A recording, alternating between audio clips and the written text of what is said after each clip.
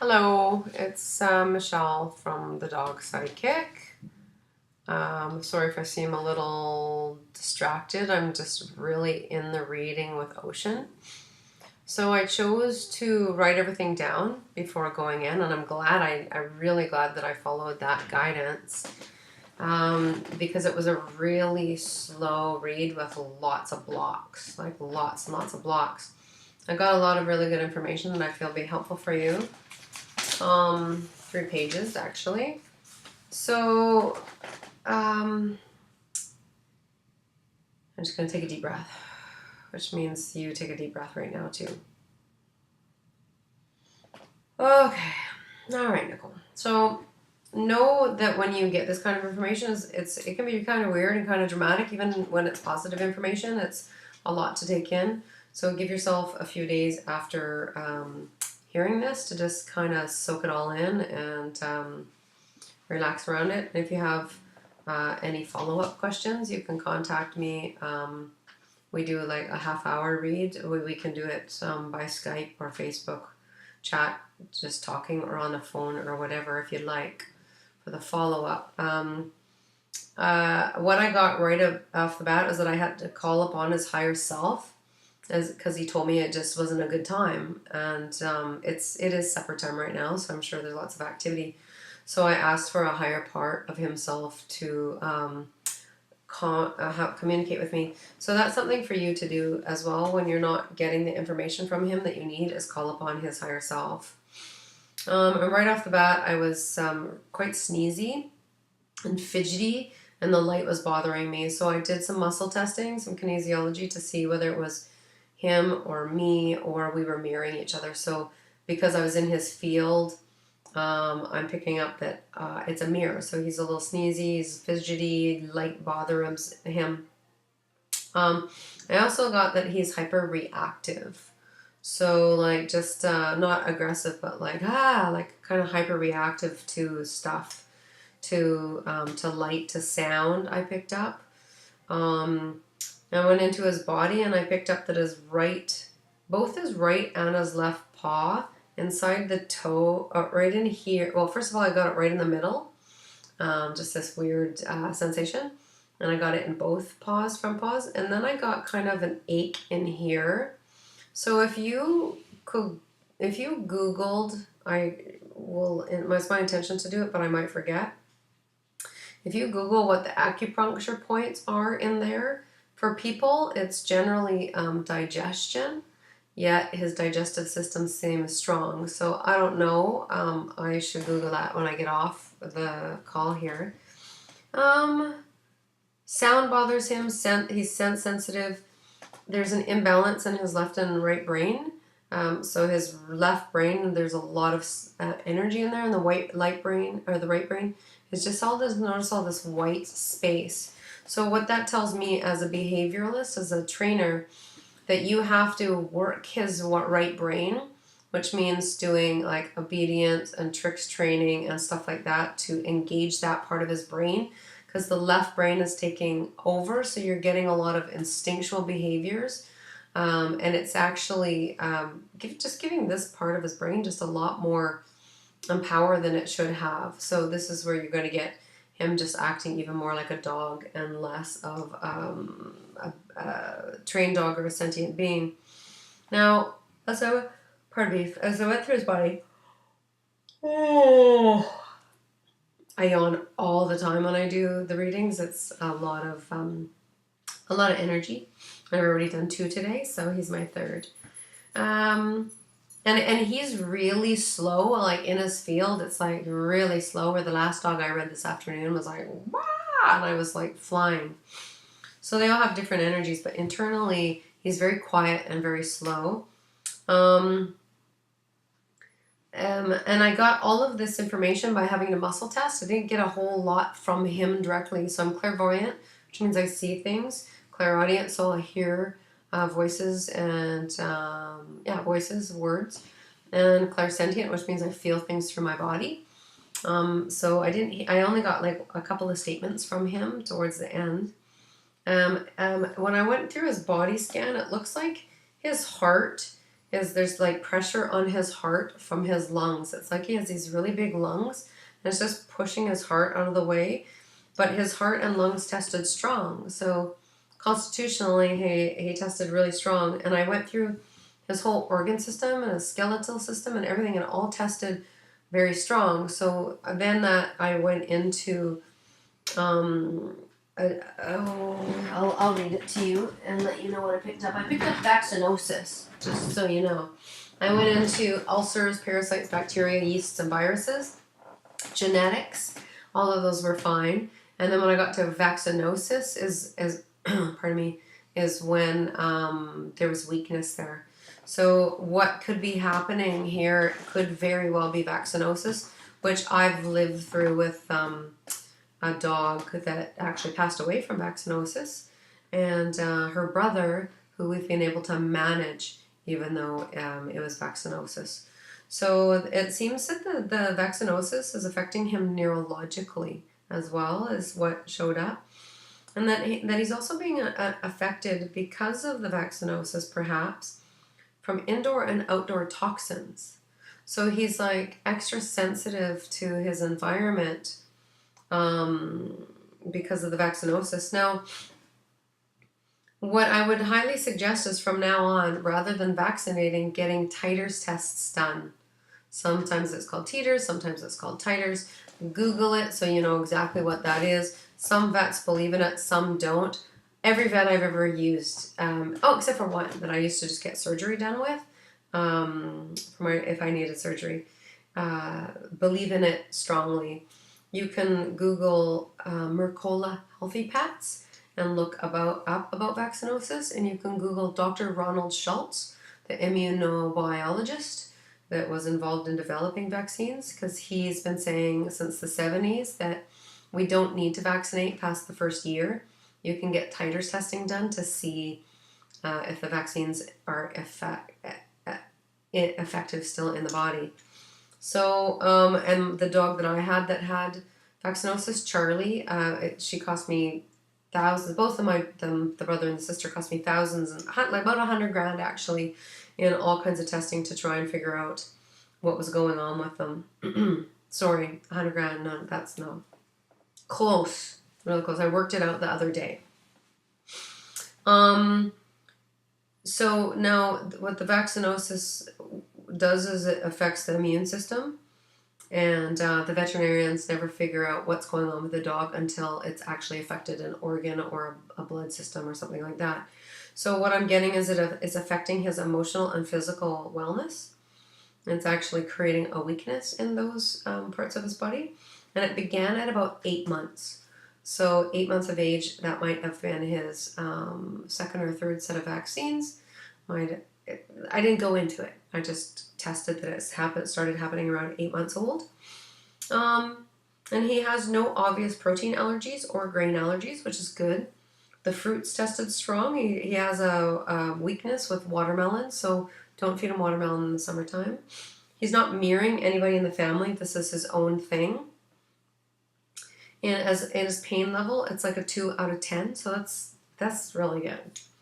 His angst about this is about a 4 out of 10, so it's tolerable still. No problem. And his immune system tested like a 5 out of 10. So he's in the middle. He's in the middle range of being healthy or not healthy. So I feel that if you, there's things that you can do for this. And he's open to all forms of healing. So my healing list is this: acupuncture, chiropractic, massage, animal communication, homeopathic, Bach flowers, supplements. I have a list here. Biofeedback, herbs, breathwork, cranial sacral, surgery, cartrophin CBD oil, which I highly recommend, and he tested positive for. Traditional Chinese medicine, magnet therapy, infrared, physiotherapy, water therapy, energy. He just tested open to anything, but yet it's not about you studying this kind of stuff, which often is when animals test open to everything. What it was about was he tested positive for, I believe it was, where's my notes? Chiropractic and acupuncture. So, and I'll tell you how that falls into this. So, I tested his foods, and he's okay on kibble, raw, or dehydrated food. It's all good. I want to make sure I'm not missing anything. I hope you have a pen and a paper. I should have started with that. Sorry. I thought about homeopathics for vaccinosis, and he told me that this is when I heard him talk, and I heard it twice. He said that homeopathics are hogwash. I really enjoy homeopathics. I've had really good results with them over the past 20 some odd years. But what he did tell me was that some blood support would be effective in herbs. And then I had the image of red clover, and red clover is a blood cleansing herb. So you can talk to a herbalist and get him on some kind of a blood cleansing formula. It might just be strictly red clover, or it might have a balance of different herbs. He says to me, herbs will do just fine, I heard him say.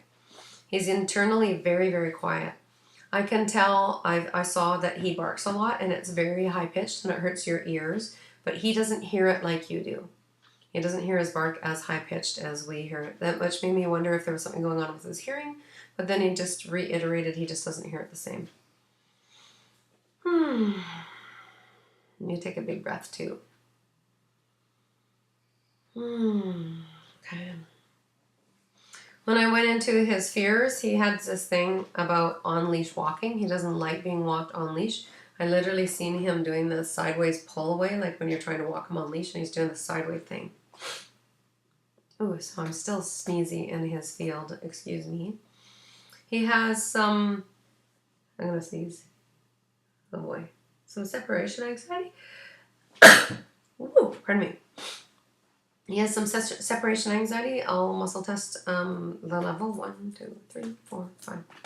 So 4 out of 5, 4 out of 10, sorry, of separation anxiety. And to help him with that, he needs to know where you're going and what you're doing. So literally, before you leave, sit him down and say, okay, Ocean, going to the grocery store. I'll be right back. I'm going to yoga. I'll be right back. I'm going for a swim. I'll be right back. Whatever it is. And visualize it when you say it. That's how animals pick up information, is from our frontal lobe. So visualize it. I'm super sneezy. So get an air purifier. Really good idea in your home. Get an air purifier for him. He's really sensitive to loud noises. And sudden sounds. So a sudden sound to me, it looked like your television and music. Bring it up gradually for him. Otherwise, it's like the start for him. I'm sure you know that. He'd benefit from having a thunder coat, which are these little tight jackets that you get for dogs with anxiety. They're amazing for shifting behavior and helping animals. He told me he had a broken back. So he doesn't have a broken back, just so you know. I went and tested it all out, checked it all out. What I heard when I went into it a little bit more was for you to consider chiropractic and acupuncture. So working with his spine. So broken doesn't mean that it's physically broken. It just means that there's maybe a misalignment in there. But I couldn't feel it in my own body, and generally I could. Again, he's really silent. So the dog chiropractor will know. Animal chiropractors are easy to find. You might have to Google it or talk to a few chiropractors in your town. What else here? With your people with the growling, he says, I don't like them. They move too fast for me. That was a really, really clear statement from him, that he doesn't like them and they move too fast for me. He says, keep them away from me. So that's what you have to do. You have to keep people away from him and I saw a good idea is on that little vest that he's wearing, his thunder coat, put some kind of a label on it that says dog in training, ignore, not friendly, something to keep people away from him. I've had lots of clients do that, and it's changed their dog's lives completely. And it will change your relationship as well around trust. Build a higher form of trust.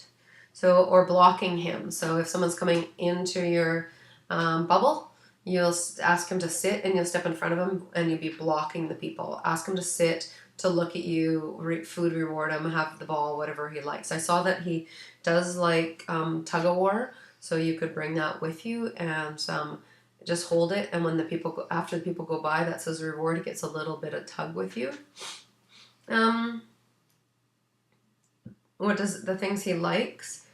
He likes running and barking at the water. I got a really strong image of that, which is a kind of unbalanced. So we want him to like more things. So the training piece and the behavioral piece, like the tricks and whatnot, and this playing. He likes to spin, and he likes to play tug. So incorporate that in your training. I know trainers in Victoria that are all about that kind of training, so you can find them. And when I watched, I could see for some reason I picked at him up eating, and he gulps a lot of air when he is eating. So get a slow feeder dish for him, or what I used to do for my dog that had the vaccinosis, is I'm so sneezy right now, is I take a can of tuna fish and take the paper off it, and I just put it in the middle of her dish, so she had to work around it. A slow feeder dish could be helpful. He might get mad at it though, because when his nose bonks into it, he might be frustrated, might avoid it. So be aware that that might not work out, or it might take a little time to get him used to it. It's a good idea to consider a stress remedy before feeding him, whether your stress remedy is like using Rescue Remedy or giving him a hemp treat or a CBD oil treat or something like that, a calm treat that you can buy from the pet stores, or ask him to sit and be in a down stay position until he's calm and then feed him. He told me that the food anxiety is causing stuff, and that's all I got was stuff. So it's causing stuff for him. And a note, I wrote a little note down that it made me really tired being in his field. So he's internally tired, yet it's not affecting anything yet. And that's what you know to be true with the veterinarian is nothing's showing up, and you're not figuring it out. So this all falls into play. He likes, he needs you to know. Oh, what he said is, I just need to know I'm safe. I just need to know I'm safe. And that was really loud. So that's your mantra. You're safe. It's okay. You're safe. And that might be a mantra for yourself as well. Hi, Pepper. My little dog just popped in. One of them. And he also liked a fireplace. And I got this feeling that you used to have a fireplace. I wrote beside it used to be, and I put a question mark beside it. So he liked a fireplace. And you're not supposed to focus on his health. Like he says, I'm well, and this is exactly what I heard. Forget about it. It was like this Italian accent. The way he said it was just like, forget about it. Like, so he wants to just live, and he wants to be himself, and he wants to have all this fun, and he doesn't want the focus to be on his wellness. He told me that he doesn't like kids. He was very, very blunt about it. He told me that he needs more rest, which means you might have to make him go lie down before and after and between walks and stuff like that. You might have to physically tell him to be in a down. No following you around the house, no pacing, go lie down, okay? And that will also help with his immune system the more he gets to rest. And then I wrote here, like, I feel like I want to give up on him. He's so quiet. It's really challenging to read. And then I hear him just say to me, don't. Because, like, it's like, not like pulling teeth, but it was like this, just a lot of waiting for information and a lot of asking and a lot of hoping I'd hear stuff. So he's not easy to connect with.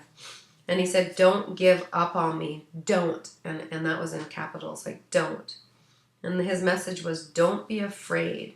It affects me. I just want to live. So put away your fear about his health and wellness and just live life to the fullest with this guy, okay? What else here? Okay. And the very last thing I got was I asked him to choose a card for you, which was a direct message from him. And I picked, this is my new deck. It's really fun. It's called Work Your Light Oracle Cards. It's a guidebook by a girl named Rebecca Campbell, and the artwork was done by a girl here in Vancouver Island, on Gabriel Island. And the card is this one. Oops, sorry. And it's called Unbound. So you see these women are just floating through the air. It's about releasing soul contracts and patterns and past lives. And I'm going to read that to you right now. So this is his message to you. It's time to release old soul stories that have been playing out in your life. They're coming up to be healed. So this has to do around your fear of loss with him and his wellness and health. There's never been a safer time to clear these patterns than right now. Take a look at the patterns in your life that you need to release. Ancient vows and contracts that your soul made have an expiry date. It could be a vow of silence, chastity, or poverty. It's time to unwind from them. This is the life in which you free yourself from trauma of past lives. What old ways of being have an expiry date? When you name them, you claim them, and they stop holding power over you. When acknowledging these old patterns, it's also important to acknowledge how they have served you up until now. For example, a soul pattern of playing small, caused by a soul fear of being seen or sharing your voice, would have served you by keeping you safe in the past. In order to grow, you now need to soften by receiving and calling in support. It's time to unbind from the old ways of being that are no longer sustainable. And this is your mantra. So, pen and paper. I release all old soul stories, vows, contracts, and patterns that are no longer aligned with who I came here to be in present time. I carry the lessons, growth, and gifts, but I no longer choose to live the same story. May I be unbound, forever unbound. So I hope this helps you. I trust that it will.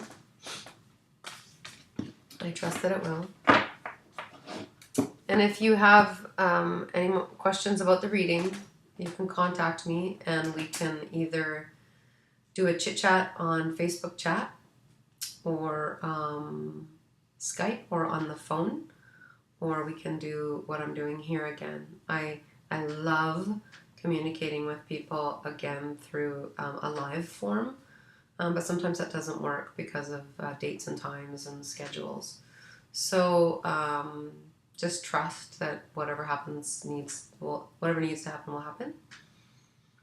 And remember that he just wants to live. He doesn't want to be surrounded by all of this fear. And there's a lot of stuff you can do for vaccinosis, and you have a good start here. So I hope that helps you and helps him.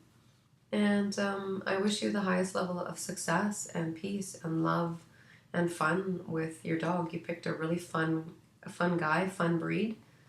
And he's not an overthinker. So don't be an overthinker. If you're overthinking all of this stuff, he doesn't like that. So just chill out with it and know that you will find the answers that you need to find, like you are, and that you can play with this. And if you went to a holistic veterinarian, they wouldn't be surprised at all to hear that somebody picked up that it was vaccinosis. They wouldn't be surprised at all. So definitely check out Mercola Healthy Pets and learn more about that, okay? And keep me posted as to how things go. I wish you the highest level of success. Blessings in your soul adventure and releasing soul contracts so you can just have fun with this guy, this fun dude that you're sharing your life with. And thank you for reaching out for him and for you. It's one of the most beautiful things that an owner will ever do for their pet, as well as acknowledging them, which you're already doing, and learning the lessons they come into our lives to teach us.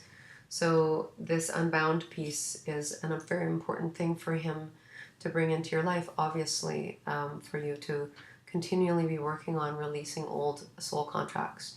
And if you have any questions about that kind of stuff, you can Google it. You can ask me. I like to put the power back in your people's hands.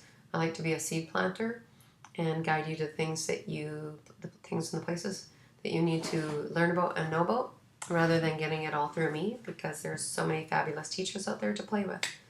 So I'm going to stop talking now. I'm going to take a deep breath and I'm going to separate from you guys, okay? Thank you. Thank you, wise boy. I set you free now. Go play with your mom. That's